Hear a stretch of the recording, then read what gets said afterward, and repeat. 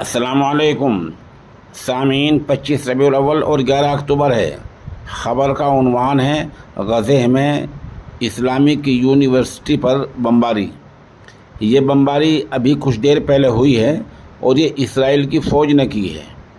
معاملے کا ایک پہلو یہ ہے کہ اسرائیلی فوج نے اپنے آدھیکارک ٹویٹر سے، ایکس سے یہ جانکاری دی ہے، اطلاع دی ہے کہ ہماری فوج نے غزہ میں واقع اسلامک یونیورسٹی کو بمباری کر کے تہس نہس کر دیا ہے۔ انہوں نے اپنے طور پر یہ وجہ بتائی ہے کہ اس یونیورسٹی میں انجینئر بنائے جا رہے تھے جو بعد میں حماس کے لیے کام کرتے تھے، حماس کے لیے ہتھیار بناتے تھے۔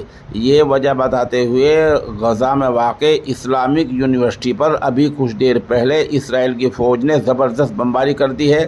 دو تصویریں آپ دیکھ رہے ہیں، ایک پہلی ایک بعد کی ہے۔ پوری یونیورسٹی تہس نہس ہو گئی ہے۔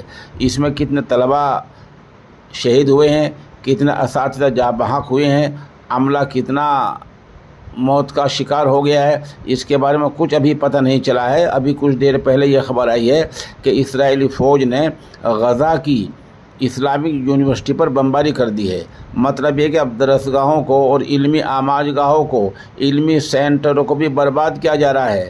نہ امریکہ بول رہا ہے، نہ اور کوئی ملک بول رہا ہے، نہ یہ بتا رہے ہیں، نہ اقوام متحدہ بتا رہی ہے کہ آخر درسگاہوں پر بمباری کرنا، حملہ کرنا اور یہ وجہ بتانا کہ یہاں انجینئر بن کر حماس کے لیے ہتھیار تیار کرتے تھے، یہ کہاں تک صحیح ہے؟